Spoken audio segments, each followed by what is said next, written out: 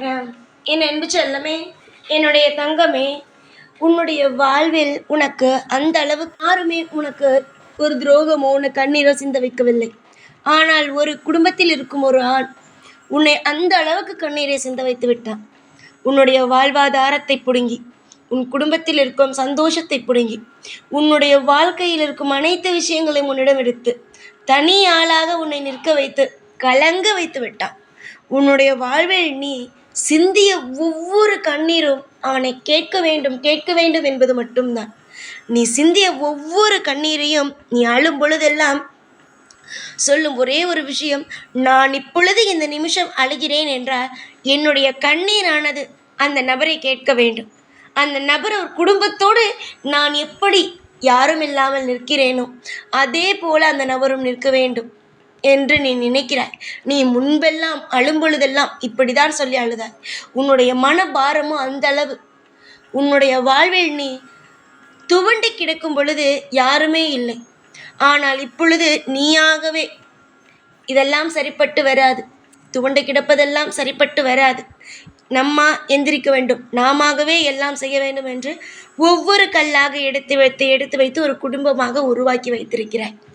ஆனால் உன்னுடைய குடும்பத்தை கெடுத்த ஆண் இன்று வரைக்கும் நன்றாகத்தான் இருக்கிறான் என்ற ஒரு மன வலி உன்னிடம் இருக்கிறது. யாருக்குமே துரோகம் செய்யவில்லை, யாருக்குமே கஷ்டத்தை கொடுக்கவில்லை. ஆனால் நம்முடைய வாழ்க்கையில் எப்படி இவன் கஷ்டம் கொடுத்தான், கஷ்டம் கொடுத்துவிட்டு இந்த நிமிஷம் வரைக்கும் எப்படி அவன் சந்தோஷமாக இருக்கிறான்? மிகப்பெரிய ஒரு கேள்வி உன் மனதில் இருக்கிறது. உன் கேள்விகளும் உன்னுடைய மனதில் இருக்கும் ஒவ்வொரு விஷயங்களும் எனக்கு புரிகிறது. யோசிக்கவே உன்னுடைய மனதை, உன்னுடைய வாழ்க்கையில் இருக்கும் ஒவ்வொரு விஷயங்களையும் பற்றி யோசிக்கவே மனமானதோ வலிக்கிறது. கவலைப்பட வேண்டாம் தங்கமே. எந்த ஒரு நிலையிலும் உன்னுடைய வாழ்வில் நீ கவலைப்பட வேண்டாம். நீ சிந்திய ஒவ்வொரு கண்ணீரும் எனக்கு நன்றாக தெரியும். நீ எதற்காக அழுகிறாய், எந்த ஒரு விஷயத்திற்காக கண் கலங்குகிறாய் என்று. இப்பொழுது வரைக்கும் ஒரு கட்டம் வந்துவிட்டாய். ஆனாலும் உன்னுடைய மனதில் இருக்கும் ஒரு விஷயம், நம் வாழ்க்கையில் இருக்கும் எல்லா விஷயத்தையும் எடுத்துவிட்டு இன்று வரைக்கும் தான் சந்தோஷமாகத்தானே இருக்கிறான். தெய்வத்திற்கு கண் இல்லையா?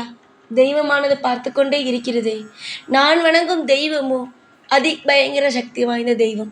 ஒரு தெய்வம் கூடவா கேட்கவில்லை? ஒரு தெய்வம் கூடவா என் மீது பாசம் வைக்கவில்லை?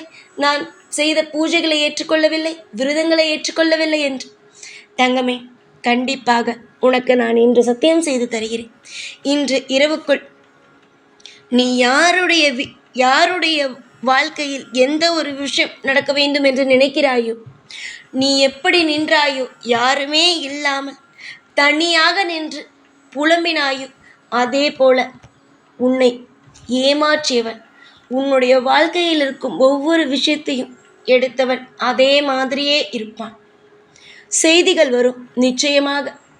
நீ உன்னுடைய வாழ்வில் பட்ட கஷ்டங்களை பார்க்கும் பொழுது மற்றவர்கள் எல்லாம் சிரித்தார்கள். இப்பொழுது ஒரு கட்டம் வளர்ந்த பிறகுமே, என்ன வளர்ந்து விட்டாள் இவள், என்ன செய்தார், குடும்பத்தையே கெடுத்து விட்டார், இவ குடும்பம் கெட்டு போனதற்கே இவள் தான் காரணம் என்று.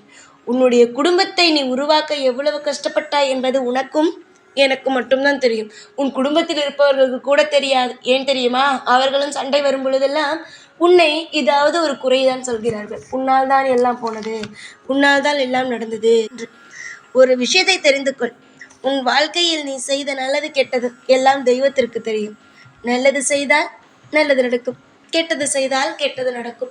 உன்னுடைய வாழ்க்கையை பற்றி உன் குடும்பத்தில் இருப்பவர்களுக்கு தெரியாது. நீ உன்னுடைய குடும்பத்திற்காக எத்தனை விஷயங்களை விட்டு கொடுத்தாய், எத்தனை விஷயம் தியாகம் செய்தாய் என்பதும் அவர்களுக்கு தெரிந்தாலும் கடைசி நேரத்தில் ஏதாவது சண்டை வரும் பொழுது நீ என்ன செஞ்ச என்ற வார்த்தையை தான் எல்லோரும் பயன்படுத்துவார்கள். ஆனால் தெய்வத்திற்கு தெரியும்.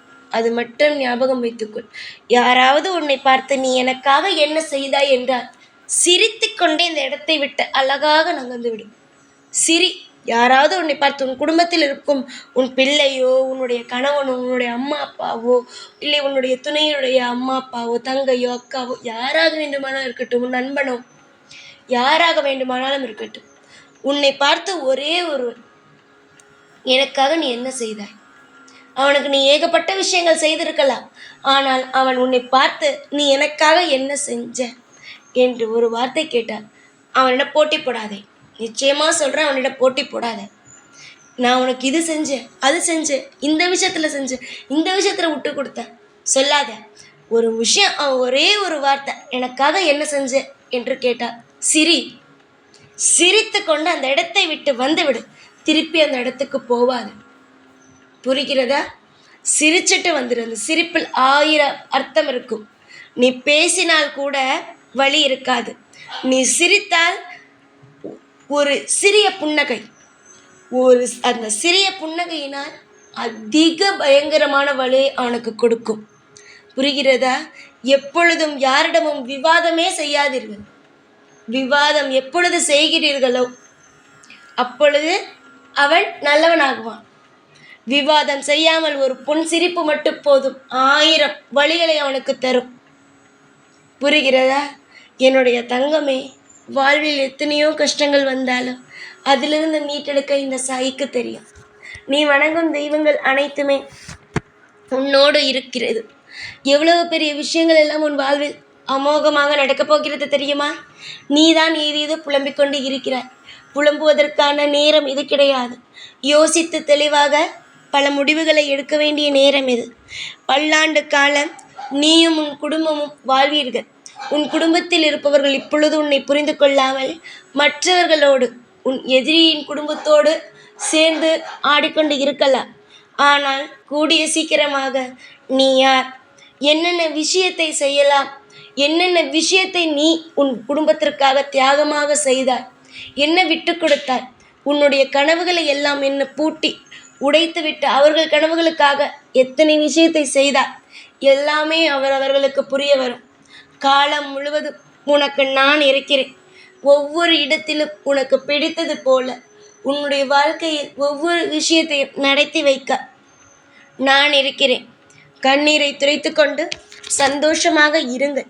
உன்னுடைய வாழ்க்கையை, எல்லா விஷயத்தையும் எடுத்தவனுடைய வாழ்க்கையில் ஒரு மிகப்பெரிய ஒரு விஷயம் இழக்கப் போகிறான்.